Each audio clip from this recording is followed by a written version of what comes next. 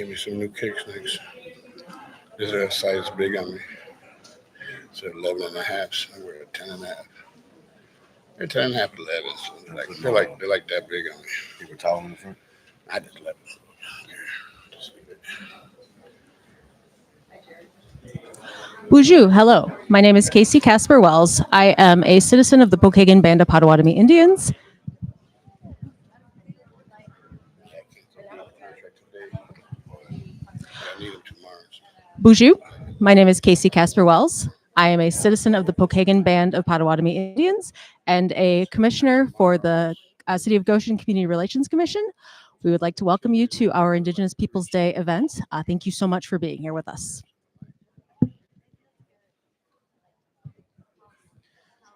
Estamos a unos momentos de iniciar esta transmisión de el Día de los Pueblos Indígenas aquí en el Teatro de Goshen. Les pedimos sean pacientes. Estamos por iniciar.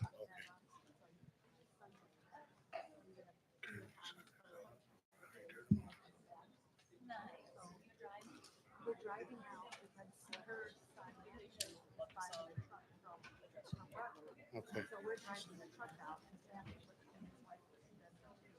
Invocation, welcome song. Correct?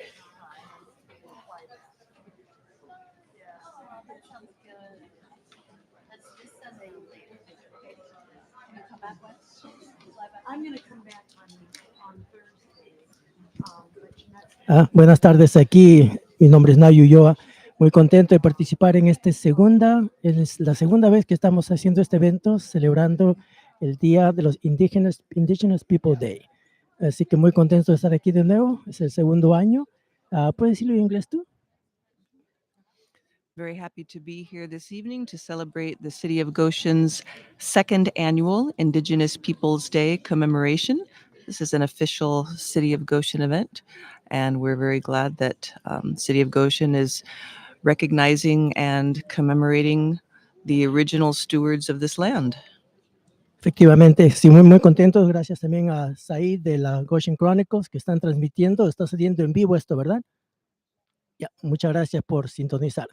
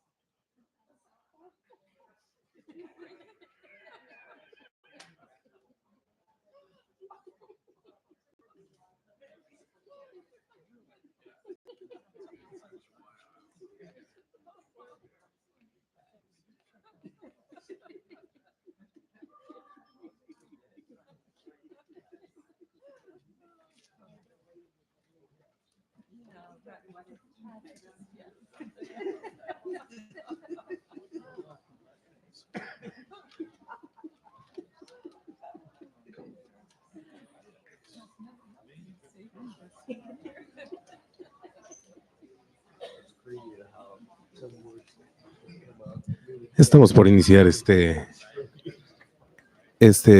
evento, el Día de los Pueblos Indígenas. Les pedimos compartan esta publicación para que más gente pueda verla y pueda disfrutar del espectáculo que vamos a tener el día de hoy. Estamos a unos momentos de iniciar. Nos encontramos aquí en el Teatro de Goshen, en la calle principal, Main Street, y para toda la gente que nos está viendo, la invitamos a que también se sume y si puede venir y disfrutar de este momento, lo haga. Las puertas están abiertas y el show está casi por comenzar. Les pedimos compartan este video y le den like a la publicación. Estamos por comenzar.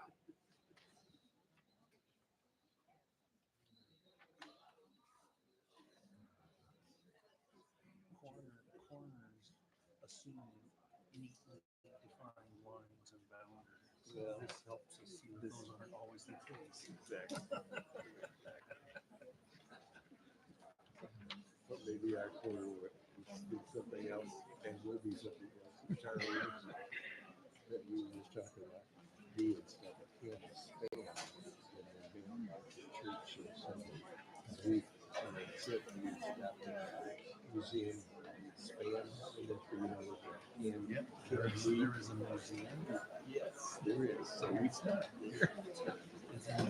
Muchas gracias a toda la gente que se está conectando.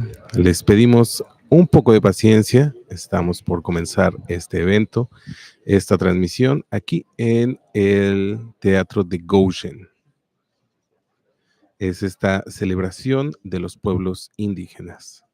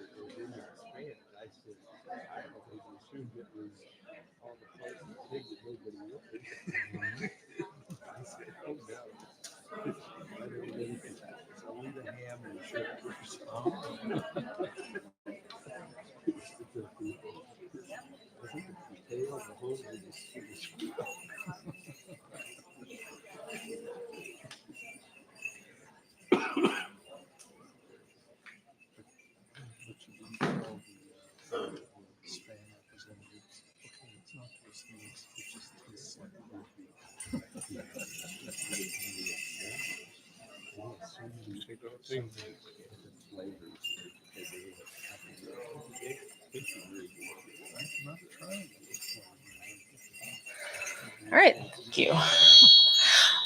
Buju, hello.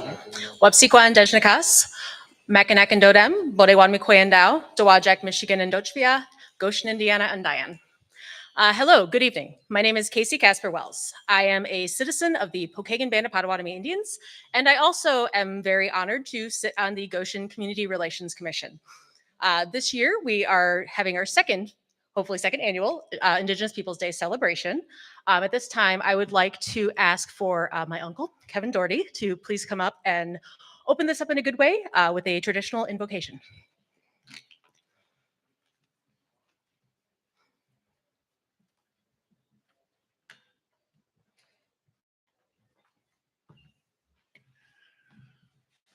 Buju, Kevin Doherty and Dishnakaz, Minazadio Nina Nishnabe Noswin, Mackinac and Dodem, Bodwe Wagmi and Dow, Pokagon Band and the Bendagwas, Zanba O'Donick and Dojbia, Manjim Bissenda. My name's Kevin Doherty. I'm Snapping Turtle Clan with Pokagon Band. I was born in South Bend, so I'm technically a Hoosier, and I currently live up in Sister Lakes, Michigan. I'd like to start off here. Usually when I do these kinds of things, our teachings are that you speak from the heart, you speak off the cuff, but I'd like to read a little something here. This comes from my great-grandfather, Tom Topash. That'd be Casey's great-great-grandfather. He grew up in the mixed Potawatomi and Miami villages along here through Elkhart County over into Marshall County that way. And so he grew up just down the road a little ways here, and I felt it was appropriate at this time of year to go ahead and repeat some of his words here. So, Msagamakwe, Ngianan Yuksha, Wamwana and Dot Monak, Gagababamsalin. Gagin Gaja Begit Nagoyan, Awija, Nijok Moyak, Joanmet Wishnak, Awimano Zagiak, Mina Wawana, Awi Gijguk Jakago Wajagayak, Awi Mamak Mikwakuk. Okay, and the loose translation of that is, Woman of the earth, our mother, We ask you in a good way to carry out your stewardship, that stewardship that you were specifically placed here by the Creator to carry out, to exercise, to help us people with compassion, to sprout and mature all those things that we plant, and to help all plants to grow abundantly and mature in a good way. So,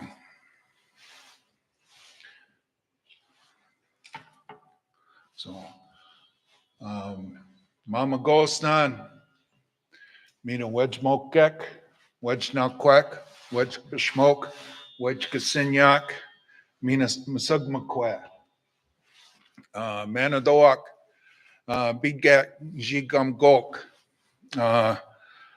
Kawabmwak, Minan. Watch over all of us. I've asked the spirits to come in here and be with us, watch over with us. Be with us, help us have a good time here today.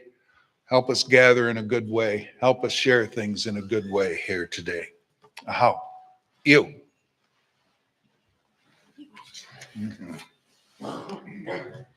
At this time, I would like to ask Iron Bear Singers to please do a welcome song as well.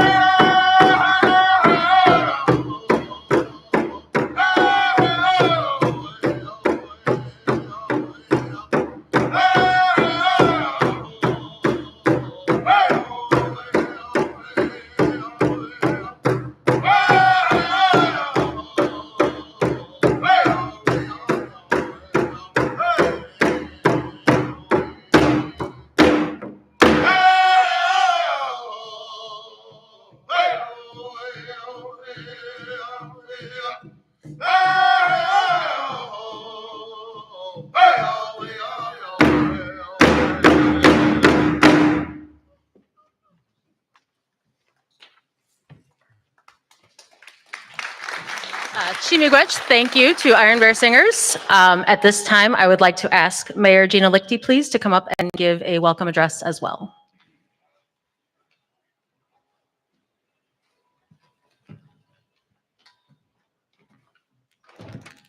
Thank you, Casey. Dear friends and honored guests, as the mayor of Goshen, Indiana, I am pleased to extend a warm welcome to all of you who have gathered today to celebrate Indigenous Peoples Day. This is a momentous occasion. It's a testament to our commitment to honoring and acknowledging the Indigenous communities that have lived in the Americas for thousands of years. And this event also reflects our city's dedication to inclusivity and cultural diversity. Thank you to all of the presenters, the performers, and teachers contributing their time as part of this celebration. On behalf of the City of Goshen and our generous hosts at the Goshen Theater and all of the volunteers and members of the Community Relations Commission, we're so proud to be a part of this event. Throughout this evening's activities, we will pay tribute to the enduring contributions of the Potawatomi and Miami people in our community. Additionally, as we celebrate joyfully, I encourage us to open our hearts and to hear the painful truths from the past and the present. This event invites us to learn, to connect, to build bridges of understanding and forge a stronger, more empathetic, and more united Goshen. The history and the culture of the Potawatomi and Miami tribes have left an indelible mark on the city and our surrounding region. We are seated on their ancestral lands and are committed to preserving and sharing stories and traditions with the utmost respect and reverence. I encourage everyone here to take this opportunity to engage in meaningful conversations, to learn from one another, and to celebrate the vibrant heritage of our Indigenous neighbors. Let's build a future that honors the past and builds a more inclusive Goshen. Thank you.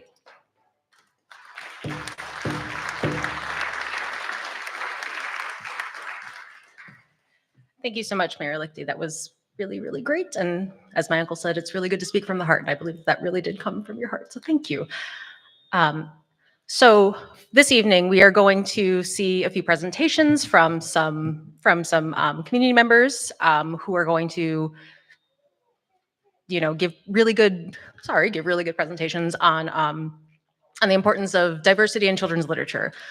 We're going to see a drumming and dance demonstration from the Iron Bear Singers, as well as from some Pokagon Band citizens who are culture bearers and dance and share their share their dancing and their teachings as well. And we really appreciate that for them. And then we're also going to have a conversation about food sustainability as well. So at this time, I would like to ask Aaron Burgraff to please come up and share with us about the importance of diversity in storing in children's literature. Erin is a citizen of the Pokagon Band of Potawatomi. She is a mother and a student and an all-around superhuman person. So I was really pleased to have her come and join us. So Erin, thank you so much.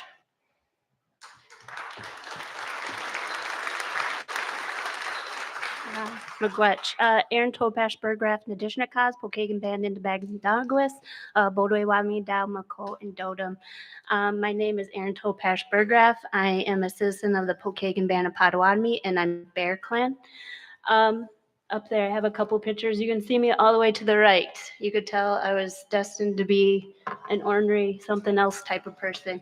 And that is me sitting at the table with my grandpa, and I would spend the summers with my grandparents. And one of my favorite things to do was write books. So before I could really spell, my grandma would write out the sentences, and then I'd illustrate them. So I was doing that at a young age, and that's something that I passed on to my own children. They enjoy doing that as well. And then in the middle, you'll see my 3 children and my husband. They also enjoy reading. I've read to them since the day they were born, and that's really important to do. And they enjoy reading and writing and illustrating. Just the other night, my kids were telling stories out by the fire, so they're storytellers as well.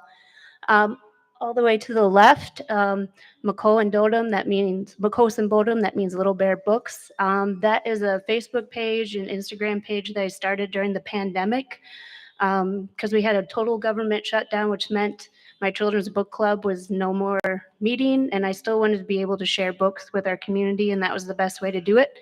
And that page is still up and running, so I'm always sharing content on there. We can go to the next slide. One of my occupation is the family support specialist in St. Joe County. So I go into homes and I help parents learn better parenting skills. And one of the big components that I like to share with them is reading to your children. Start young, start doing that. A lot of people don't believe that reading to babies is beneficial, but it is. So as soon as they're born, even before they're born, we read out loud to them. And so those are just some tips to kind of help you.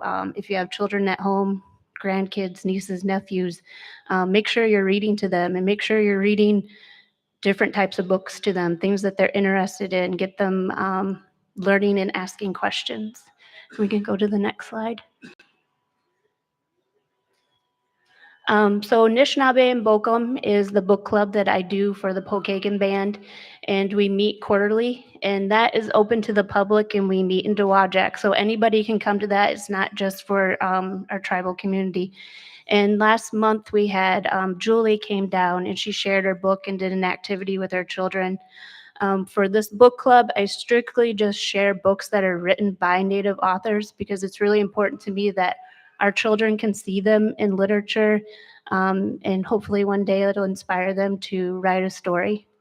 And so that's just her sharing an activity. And then the kids were really excited to talk to her afterwards because they wanted to share that, they loved her book and they want to write. And she even told my daughter, you can email me ideas that you have because, like I said, my children love to write books, and my daughter is 10 and she's already working on her first chapter book. So that's really exciting for her. We can go to the next slide. I'm going to share a story that's about the boarding schools. It's a children's book. If you don't know what I'm talking about when I say the boarding school era, that's some homework for you guys tonight to learn about that movement. The things that happened at the boarding schools, a lot of us are still living with today. If you know a Anishinaabe person, odds are they had a parent or a grandparent that went to one of the boarding schools.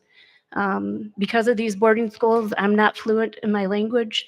I can introduce myself, I can do a couple sentences, but I'm really working hard on that, and I hope that I can build on that and that my children keep moving forward with that. But when we think about the traumas that happened in our family, we also have to think about the gifts that we got. My great-grandma, all the way to the left, one of the things I get told about is how she had such small feet. And so, people are always telling me how small my feet are. So I always say "Miigwech" to my great-grandma for that. But in addition to her little feet, she was also a midwife, and she was also a talented seamstress.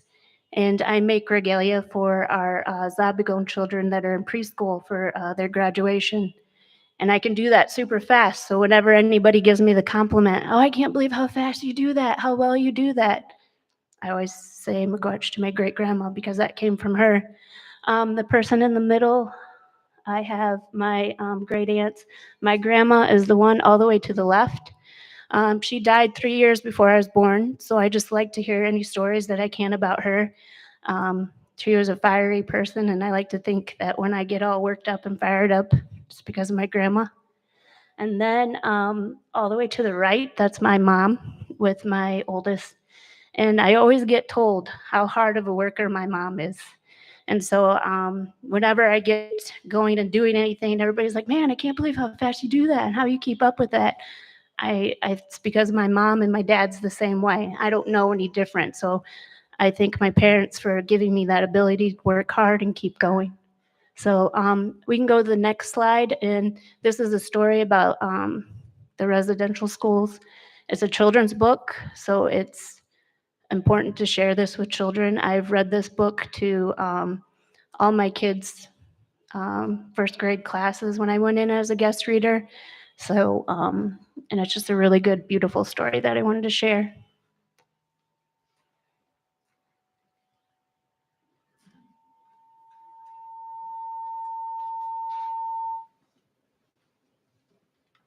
Today I helped my kukum in her flower garden. She always wears colorful clothes.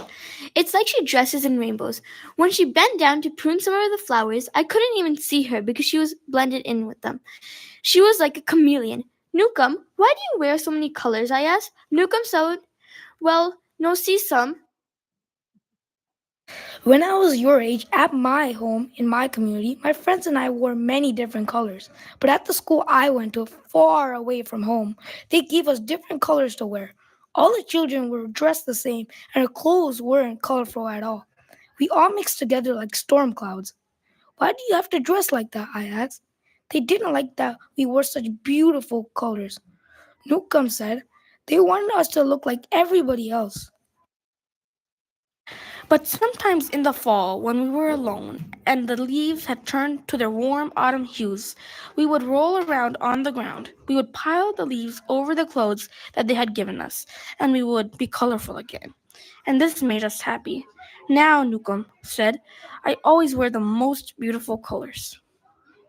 After I helped with the flowers, we went over to the back gate.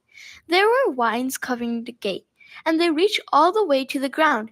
When my Kukum turned to fix the latch, I saw that her braid hung almost as low as the vine. It was like she had a long tail. Newcomb, why do you wear your hair so long? I asked. Newcomb said, well, no see some. When I was your age, at home in my community, my friends and I grew our hair long, just like our people have always done. It made us feel strong and proud.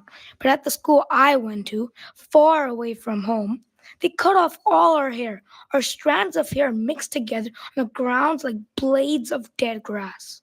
Why did you have to wear your hair like that? I asked. They didn't like that we were proud, Newcomb said. They wanted us to be like everybody else. But sometimes in the spring, when we were alone and the grass had grown so long and thick in the field, we would pick the blades from the ground. We would braid them into the short hair they had given us, and we would have long hair again. And this made us happy. Now, Newcomb said, I always wear my hair very long. After my kokum had fixed the latch, I followed her to the birdhouse. There was a bird flying through the air like a jingle dress dancer. She fed the bird and whispered, here, little bird, eat so you will get big and strong. And the words sounded just like a poem. Newcomb, why do you speak in Cree? I asked. Newcomb said, well, nu see some. When I was your age, at home in my community, my friends and I spoke our language. But at school I went to far away from home. They wouldn't let us speak our words. All the children used their strange words, and we didn't understand them at all. Our voices blended together like a flock of crows. Why did you have to talk in their language? I asked. They didn't like that we spoke our language, Newcomb said. They wanted us to talk like everybody else. But sometimes in the summer, when we were alone and our teachers weren't anywhere around the place we were, we would whisper to each other in Cree. We would say all the words we weren't allowed to say so that we wouldn't forget them, and this made us happy. Now, Newcomb said, I always speak my language. After our gardening work was done, I sat with my kukam in the backyard. Her brother came over and sat with us. He comes over all the time. We drank tea and ate bannock. The tea was hot and sweet, and the bannock was moist and warm and melted in my mouth. My kukam and my uncle talked and laughed like children. Newcomb, why do you and Newcomb is? Oh, we spend time together, I asked. Newcomb said, well, you see some. When we were your age, at home in our community, being with family was the most important thing. We played with each other, did chores together, and shared everything. But the school I went to far from home, they wouldn't let us be together. My brother and I were separated like day and night. Why were you and Newcomb separated? I asked. They didn't like when we were with family, Newcomb said, because when we were together, we thought too much of home. But sometimes in the winter, when we were alone and we were sure that nobody could see us, we would find each other. We would take off our mitts, and in the crisp, cold air, we would hold hands so we could be with each other. And this made us happy. Now, Newcomb said as she reached over and held my uncle's hand in mine, I am always with my family.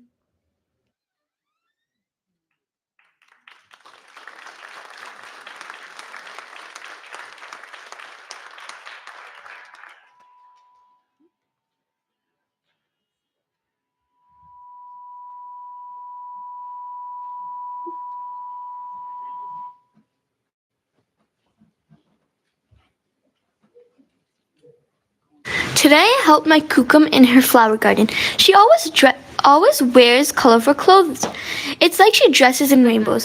When she bent down to prune some of the flowers, So when we talk about diversity, we want to be able to see all of the people in our community in books. So looking at the deals that were put out to authors and from October of last year to this year, you can see that we're only in the 1% of books that are represented and authors that are represented. And considering that 42% of our country's population is a people of color, others are also not being represented in the books that we see out today. So that's something that we need to change. Can you go to the next slide, please? And then also this just shows that when we're looking at children's literature, it's not reflective of the communities. You will only see our children represented in 1% of the stories that are out there. You're more likely to see a story about an animal as the main character than to see a Anishinaabeg child in a book. And this is really difficult because out in the lobby, I have a table and all those books that are out there that are beautiful children's books. Those books have either been banned in schools or being challenged. So it's even harder for children to see themselves in books in the libraries. You can go to the next slide. But this is what you will see us in a lot of books. You'll see the Pocahontas, you'll see the Thanksgiving story. These are garbage. These don't represent us. And it's not fair that these are what people look for, and these are the things that stay on the shelves. Communities that have our own special gifts and things to share, they rather see Disney Pocahontas and this Pilgrim's Thanksgiving story than to see us as a thriving community. You can go to the next slide. These are the types of books that represent us in a better way. These are written by Native authors. They're about our community. They show how diverse we are. They're more reflective of who we are. And all but one of those has been challenged or banned. It's important that our girls see that we can be in part of science and part of mathematics and to make change. That book's been banned and challenged. There's better representation. If you want to do a Thanksgiving story, I'm not telling you guys you can't celebrate Thanksgiving. I want you to spend time with your family and things, but just do it in a better way that's more reflective of our community, that's more respectful. We can go to the next slide. So book banning, like I said, is a big problem. It's up 46% from last year. And it's 2,500 books have been challenged just this last year. And like I said, I have a whole table out there that represents us that has been challenged or banned. And it's just getting worse. And so it's really disappointing that our children can't go into the library at their own school, at the public library, and get a book that represents them. We can go to the next slide. So these are the books from just this year that are about our community that are either being challenged or banned. A couple of the reasons are they make white children feel bad. It's socialist, it's propaganda. Those are the reasons that a lot of these books are being banned and challenged. And I invite you to go out there and look through them and tell me how you feel. But when they say white children feel bad when they read them, I think about my own children that can't get these books. And I do provide all those books for them. As soon as I hear something's banned, mom's out there buying it. So that's just this year. I have most of them out there for you guys to look at if you would like to. We can go to the next slide. Ways that you can help support Anishinaabeg authors. Buy their stories. Buy their stories before you buy somebody that's not Anishinaabeg. You have to do your research. I do have, like I said, my Facebook and Instagram page. I share books that are only by Anishinaabeg authors. There are books out there that are about our community, but they aren't by our community. So make sure you're doing your research and that you're buying those that are written by us. I know it's really convenient to buy stuff off of Amazon, those deals, the next day shipping, it's awesome. But if you can buy it from a Nishnabek owned bookstore or from a local bookstore, we have Fables out there, please do that. And make sure you're sharing our true stories. Our stories are medicine to our community, and when you deny that, the privilege of doing that, it hurts our community. So make sure you're sharing our true stories. I know it's not easy to read some of these stories, but it's important that you do so. We can go to the next slide. Like I said, you can find me on Facebook, Instagram. If you want to support me buying these books, giving them to the schools when I go, I have a PayPal, and that's how you can donate to that. I also have a little free library out in front of my house, and then whenever I see them out in the community, I always try and put one of our books out there so that they're getting spread and everybody can learn about them. But if you have any more questions or anything, I'll be out in the lobby. I'd love to talk to you guys more about books. I'm really passionate about children's books. I had a professor tell me once that a really good children's book is not only entertaining for the child, but also for an adult. So children's books aren't just meant for adults, they're meant to be enjoyed by everybody. So miigwech. You.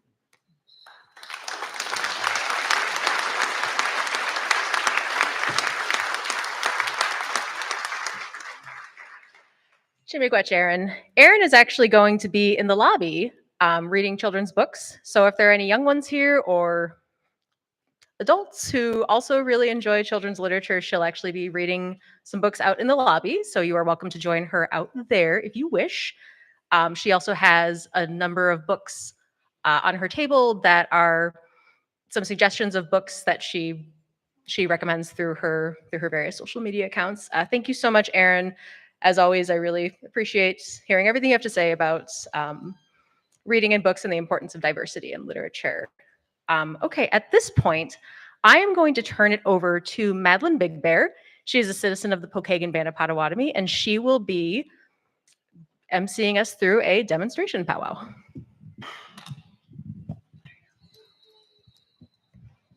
Oh, am I mobile with this? Miigwech.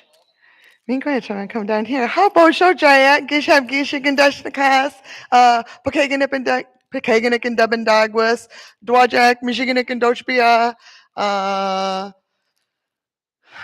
Bojo and Denwa Maganut Ginishnabek. Hello, everybody. My name is Madeline Big Bear, and I am a Pokagon Band tribal member, Bodwawadami and Dow. I'm Potawatomi. I'm a Potawatomi person. I'm from Dwajak, Michigan. This evening, my family and the dancers and I have come from a number of different places. And what you're going to see from us this evening are some singing and dancing. The singers that we have with us this evening this is Iron Bear Drum. These are Iron Bear singers, and they're going to sing a grand entry song. This is a mini powwow demonstration. Our culture is a living culture, and this is a really good display of our physical culture, not just our differences in social culture. So what you're going to see is a grand entry song, and these dance styles are some of the oldest dance styles on this continent. So Iron Bear singers, if you will sing a grand entry song for these Pokagon dancers.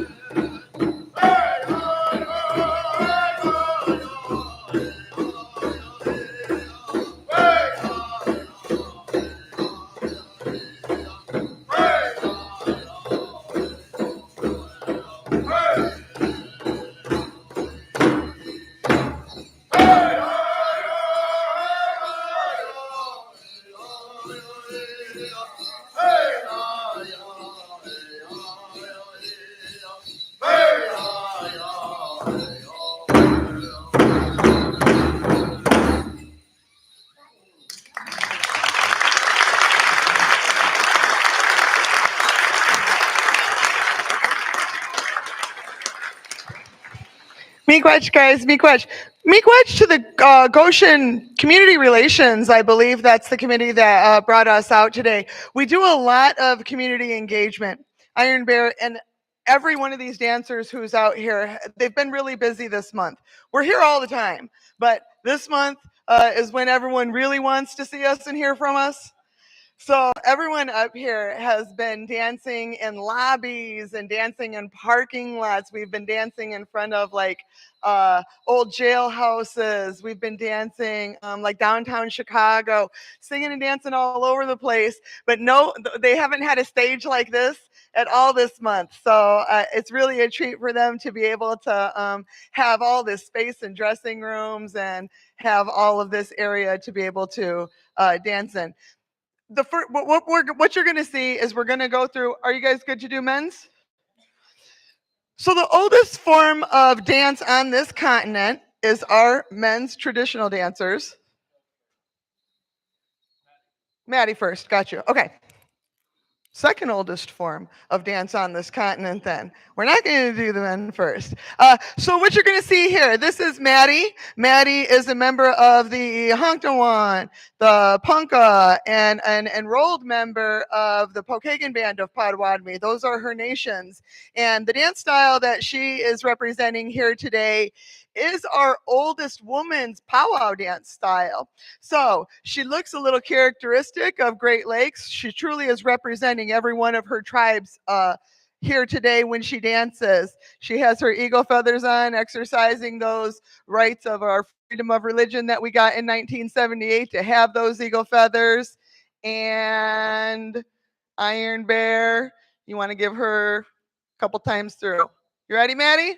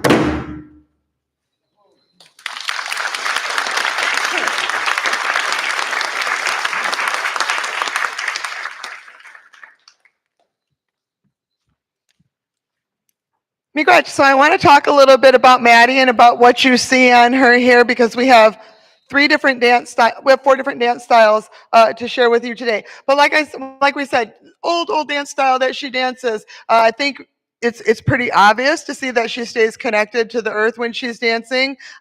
You can see, maybe you caught on that when there are honor parts of that song, and she reflects not understanding and knowing when those honor parts of that song are. These songs are all different. All these songs they sing for every one of these dancers is different. These singers know songs for every single occasion.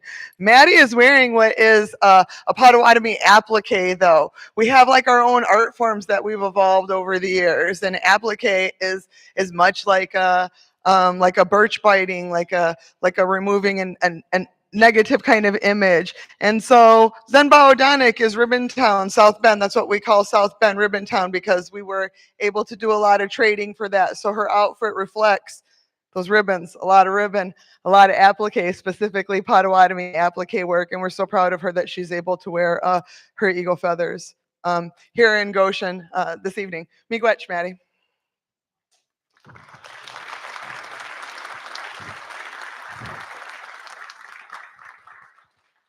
We're going to bring out men's traditional next.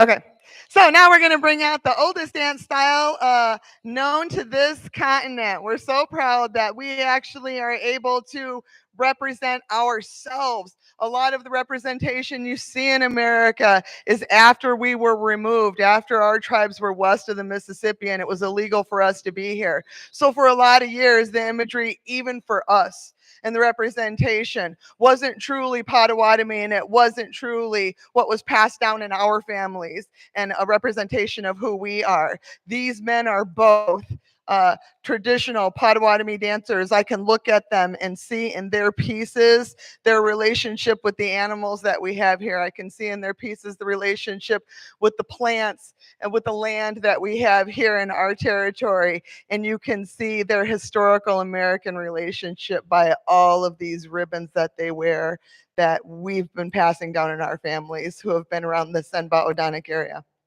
So Iron Bear Singers, I'm going to give them a couple rounds through.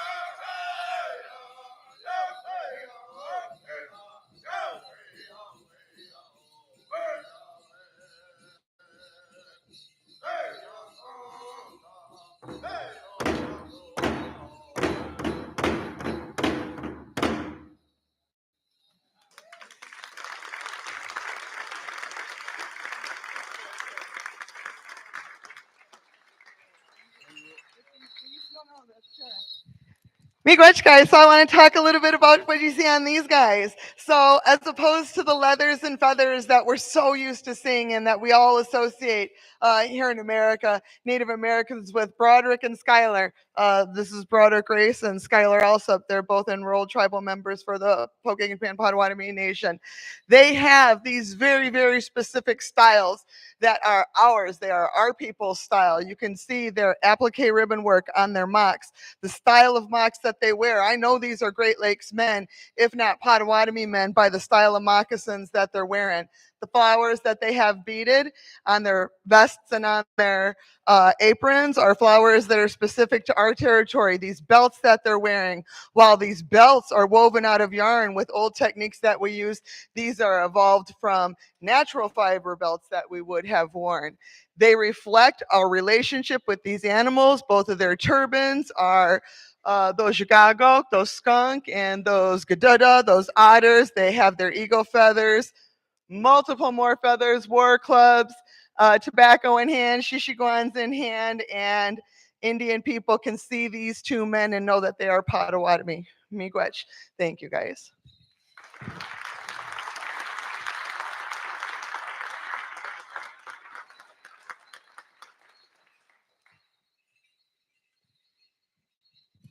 Okay, so this next dance style, powwow is a contemporary, it's a blessing. It's a blessing to us that we have all of our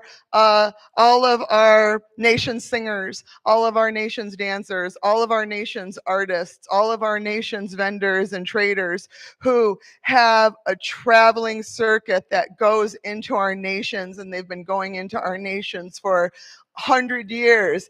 And because of it, we've been able to preserve these beautiful, beautiful cultural arts. But one of the things that you're about to see is, want to come out? This is a jingle dress dance. This dance style is a contemporary dance style.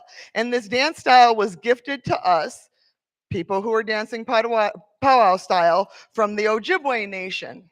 The Potawatomi, the Ojibwe, and the Odawa have a confederacy. We've signed treaties all over this territory, up through Michigan, through Illinois, over Ohio, places that were not recognized anymore. States, those 3 states don't recognize all 3 of that confederacy, even though they all have treaties there. The Ojibwe Nation went into a time of strife. And there's a lot of times that our nations have gone into strife, and we've had to do things, we've had to go into prayer to be able to ask for direction, to understand and know how to, our people were depleted, how to save our people, how to stop a sickness, how to maybe rebuild ourselves after a sickness, rebuild a nation. And so the Ojibwe Nation out west was in one of those strifes, was in a time of sickness, and went into prayer. One of their people went into prayer about what they could do for their people.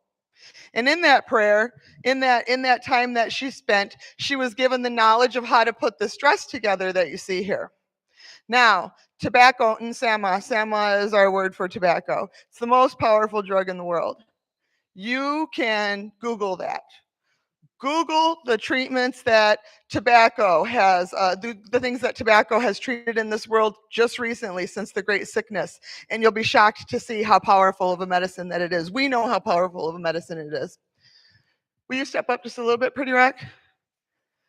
What looks like bells to a lot of people from afar on her dress are cones. And every one of these cones started off as a flat lid to a tobacco can.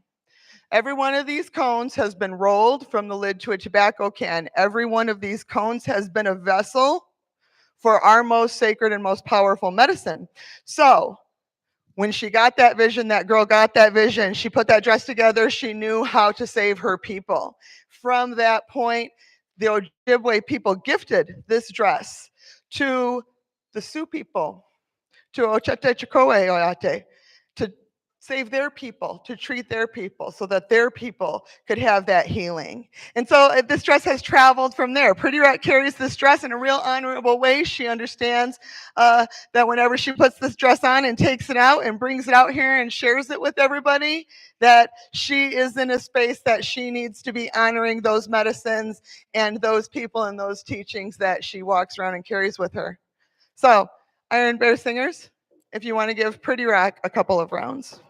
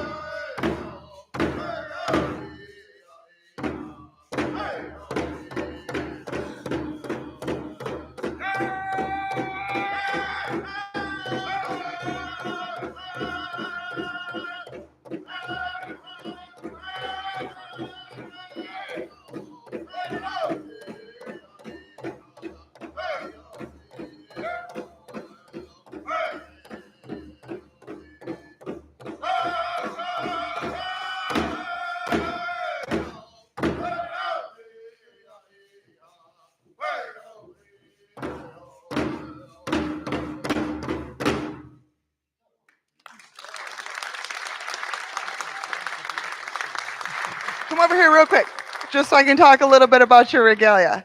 So I just want to touch on a couple of the things we're talking about, like some of our physical culture and some of our material culture, and she has a couple unique pieces on. Well, I guess it's all unique because she's because of the story I just told you. But her barrettes and her cuffs that she has on her wrists, they're painted in to reflect all of her nations. They're painted to reflect her chiefhood. They're painted to reflect her family names. They're painted to reflect her those plants and the territory that she lives in, Minka, that blueberry harvesting time that's so important to us around here. But those are parfleche, made from like buffalo rawhide. Those are painted, those got trade cloth and sinew that they're sewn together with on the sides. These are otters that these girls are wearing in their ponytails. You see them a lot of times in pictures and you wonder, because people ask us all the time, is that your hair? What is that hanging from? Why? What are those long on your braids? Those are otters. Gadada. These scarves that we wear are just a reflection of our relationships that we've as indigenous people from the Cree way up north all the way to like the Central American people down south. These are beautiful materials that come from some of your people's nations over there. These like Scandinavian scarves that we dance with. Her mocks actually are another Potawatomi style and have ribbon work that is from some museum pieces that we've been invited to come look at. Our family has been. So miigwech pretty rock for that jingle dress dance.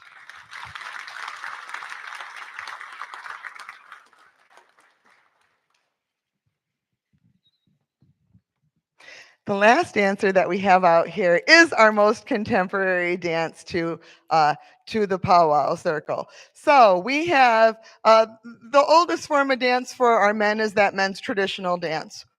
From that, men evolved with bustles, a fancy dance, only out of their competitive spirit and only in honor of the things that they were able to create in this powwow circle that we've been able to be a part of.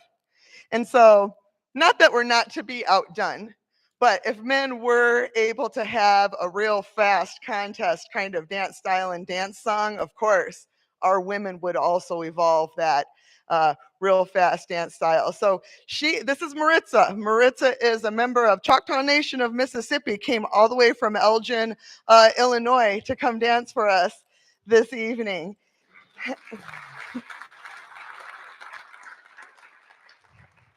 And that you've seen our first dancer, she had that shawl on her arm. One of the things she's doing is she's trying to swing the fringes of that shawl when she's dancing. Maritza's gonna dance with her shawl. Her shawl is part of the dance you're about to see. It's much faster beat. Like I said, these guys have a song for everything, so you musicians in the audience can usually hear the difference in these songs. This is a woman's fancy dance. And Iron Bear Singers, if you will sing Maritza a couple of rounds.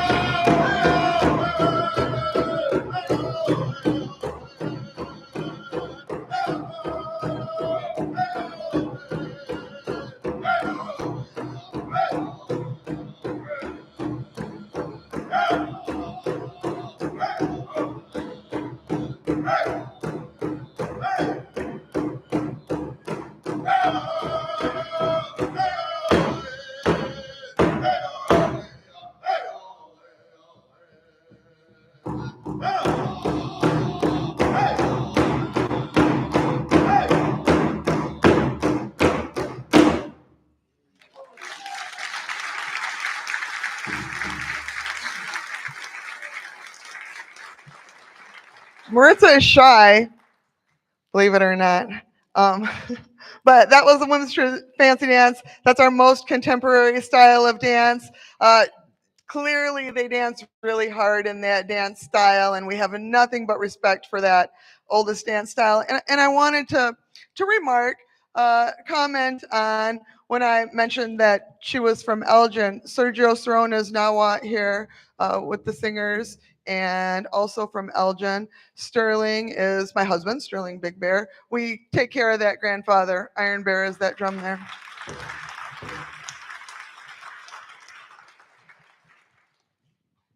It's hard for us to have space.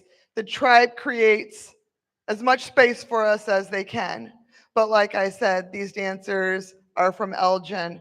We've really been in a survival mode, not just with our lives, but with our culture, with our relationships, with these plants, with these animals, with this earth, and with these other indigenous people. And so today we don't just think about ourselves and our indigenous and our specific indigenous relationships. We're thinking of all of those 574 tribal federally recognized nations. I hope you're thinking globally of indigenous people, but we are thinking of our 574 federally recognized tribes who today are celebrating a true telling of who we are here in this country, and hopefully moving forward with America, we can have more of these spaces. We can, like I said, repopulate in a sense, build our people back up. And we thank you all, you committee commissioners who asked Pokagons and Indian people to come out here and speak for themselves today. And we thank the tribe for everything that they do for us to make sure that we're able to thrive in every way that we can. Ready for one more?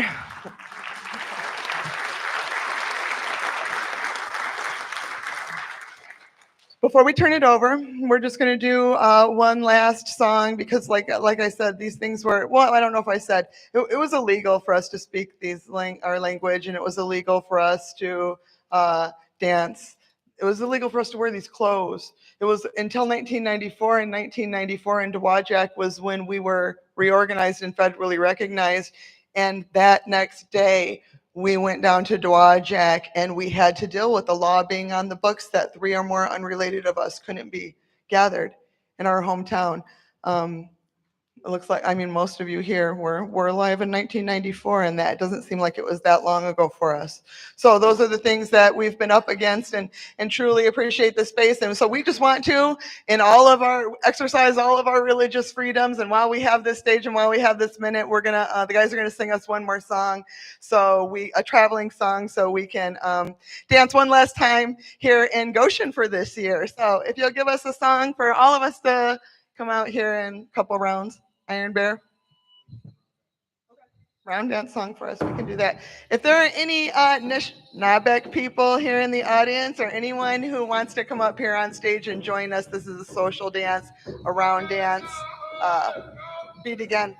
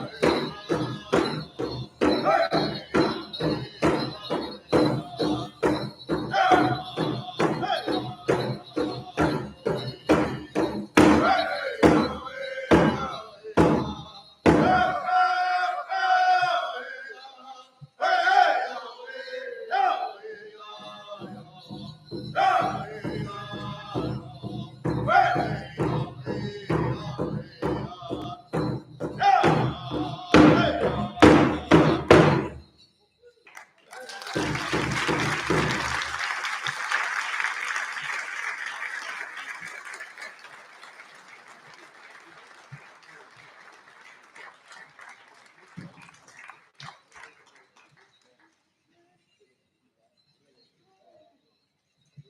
is just a whole stage of Pokagon tribal members. So, like, if you really want to put your hands together for everything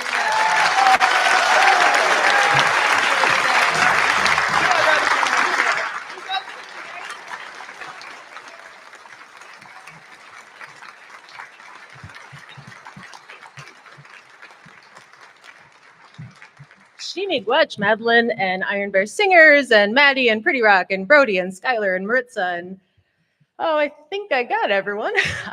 Miigwech, that was fun.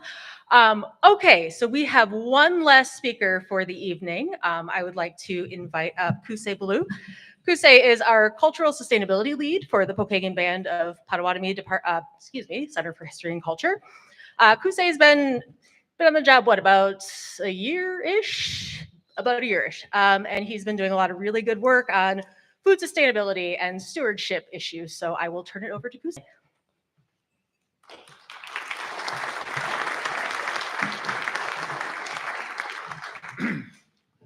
Buju, Kuze Blue Indigenous Cause, Kondo Dem, Bode Wadmi and Dow, Dwajak, Adayan, Brown County, Indiana, and Dochbia.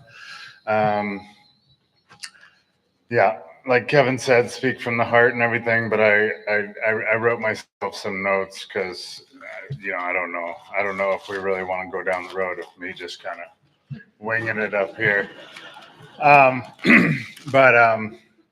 Yeah, I wanted to thank Casey and thank everybody who's presented tonight and spoken tonight, and thank the city of Goshen for inviting us here for Indigenous Peoples Day, which I also want to say is also still Columbus Day. And I think it's pretty interesting that the day they gave us is Columbus Day, and they maintained that it is Columbus Day. You hear it on the radio, both of them, which I think those 2 days are pretty irreconcilable. And so I wanted to start with that because, I sat down to talk about food sovereignty and sustainability. And yeah, this is kind of what I came up with, is thinking about that irreconcilability and thinking about how it's becoming increasingly apparent that the way that our society is set up these days and the way that we live is irreconcilable with sustainability, and similar to Columbus Day and Indigenous Peoples Day, both falling on October 9th, we can't have it both ways. And so I wanted to talk about, it sounds like a simple word, Manobamadzuin. It can be simply defined as living a good life, living in a good way. But I understand it more broadly as to live a life that encourages the flourishing of all creation. And I often think about when Europeans came here and they saw the incredible wealth of the indigenous peoples of Turtle Island, and that was the wealth of Turtle Island herself too. And the way I think of it is that we held our wealth in the land and in relationship. And the place that Europeans were coming from was that you held the wealth within your family and kept it in your family, passed it on down to your family. And what people did is they took that wealth and they turned it into private wealth. Leanne Batashamasoke Simpson is a Michi-Sagig Anishinaabeg writer from up near Toronto in Canada. And similar to what I find in my job is people want me to talk about sustainability from an Indigenous perspective. And so she asked an elder of hers, she said, "What's our word for sustainability?" And he said, let me think about that. And he came back to her later and she said, we don't have a word for that. And she was like, but everybody always says, seek out indigenous knowledge for sustainability. And people come and they ask me to talk about it and all this. And what do you mean we don't have a word for it? And he laid it out like this. He said, sustainability is sort of like a cold calculation of how much is too much. At what point is too much too much? And for us, Manoba Madzuin is that living in a good way. And what that means is that we ask, how much do I need? How little can I take so that all of creation may flourish, and me and my family can also flourish? And so I think that, whenever I'm asked to talk about this, I think about the fact that, we're going into a future of climate change, and we need to ask ourselves in this world, what do we need? What can we give up in order that all of creation can thrive? As Indigenous people, we've always known that no one thrives alone. Humans don't thrive alone. A person does not thrive alone. We all thrive in whatever communities we were set down here with. We need those communities to survive. And I know I'm just in a small town in Goshen, and I sound like I'm up on a soapbox. I'm like talking to the United Nations. I'm like, listen here, and I know I'm just in Indiana here. Don't get me wrong, but as individuals, as small towns, as small tribes of people, we don't have to have solutions to all the problems that face the world. We have to ask questions of all the solutions that are put forth, is my opinion. We have to always question. Because if there's one thing I'm certain of, is that there's no money to be made in making a better world, y'all. And so if somebody stands to get rich from it, suspect it.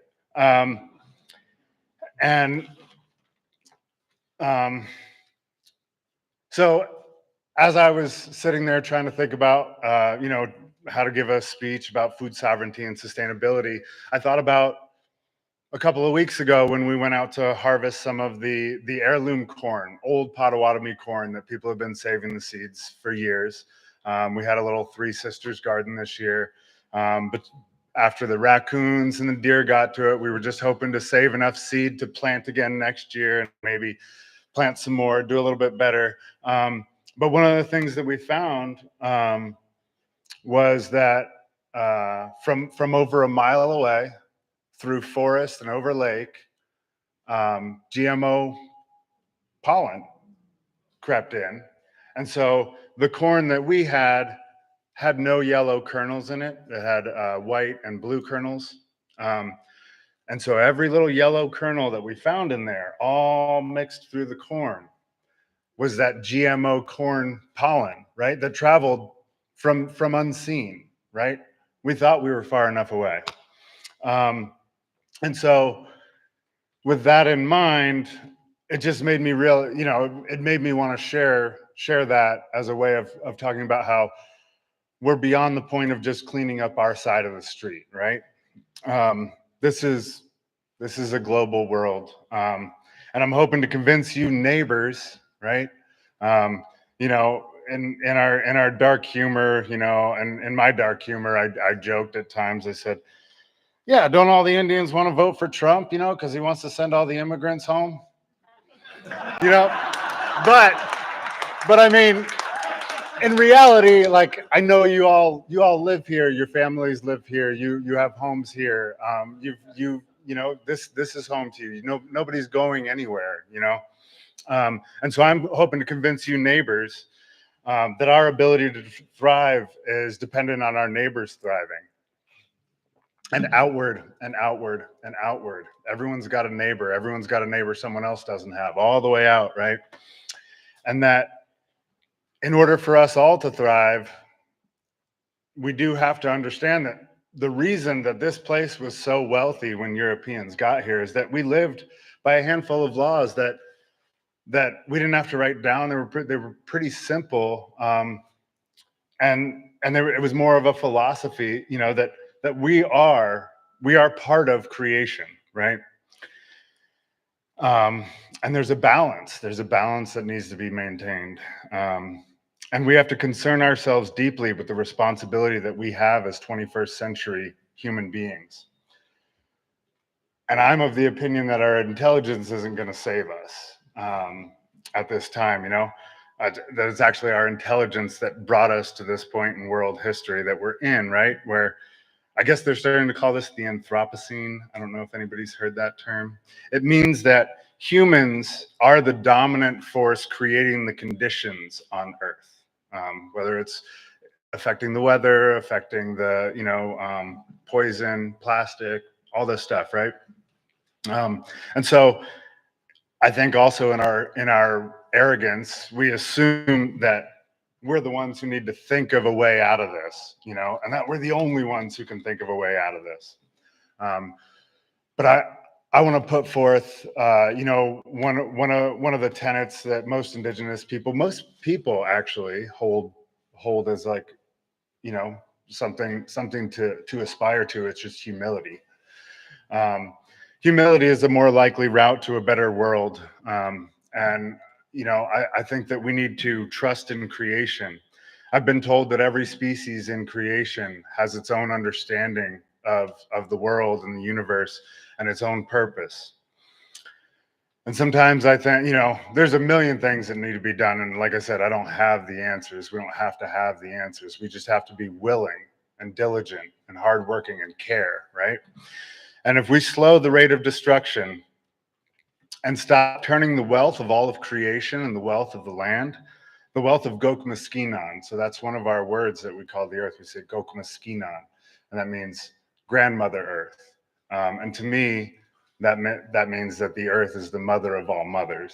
And so if we can slow the rate of destruction, Gokmaskinan will in turn increase the rate of creation. And so we may not need to create a solution. We may just need to get out of the way. And so my basic message on Indigenous Peoples Day is that there's no rights to this land. As Potawatomis, we have always seen ourselves as part of these lands, as the younger relatives to the plants and the animals who were here before us. We learn a lot about our medicine, about our culture, about our ways from the land. And we hold ourselves as responsible to them, like the same way that you would to family members. And so I want to ask that everyone who lives here, Potawatomi and not Potawatomi, acts that way, as if the land were a family member, were worth that respect, and was due that responsibility from you. And to rather, the responsibility versus rights thing, I don't know if anybody's ever, this is my juxtaposition, is that the end all be all of like the rights of like owning something is that you can destroy it, right? Like, this is a beautiful theater, but whoever owns it could sell it and have it torn down, right? Same thing with property, right? People can just destroy property. And so I know that Americans hold rights to be a really powerful thing, but I think that we're at a time in human history where getting back to the idea of responsibility, right? We're all born with freedom. And we need to learn the responsibility of the power that we have over each other and over the rest of creation around us, especially with all the tools that we have now. And I think that it's time that we recognize that all wealth comes from the earth, and that it's time to give back, and there's no amount too much to give. Miigwech.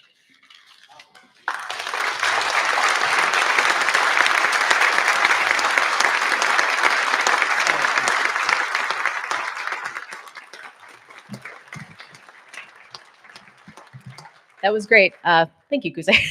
Chimigwech. So that concludes our Indigenous Peoples Day celebration for this year. I hope that you all enjoyed yourself as much as I did. It is 2 years ago, Angeline Booley's first novel, Firekeeper's Daughter, came out. Angeline Booley lives in Southwest Michigan. I know her because she used to be our tribe's education department director, and for a time she was also our neighbor, and I babysat her kids. So, when people tell you Indian country is small, it is tiny.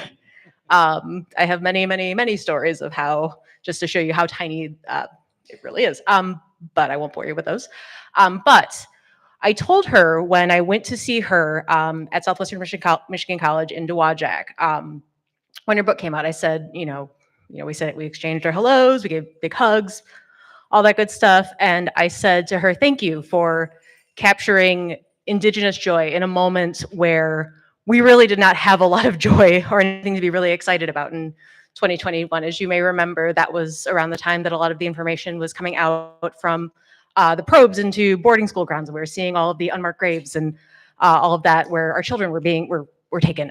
So it's not always common for us to be able to experience Indigenous joy in such a big way with such an audience. So I really appreciate that you got to take a peek into that as opposed to seeing us in the past or seeing us, I don't know, in kind of like the sadder, more downtrodden ways, and really seeing the beauty of the culture that we have and how it's living today. So, Miigwech, thank you everyone for coming, and that concludes our program for this year.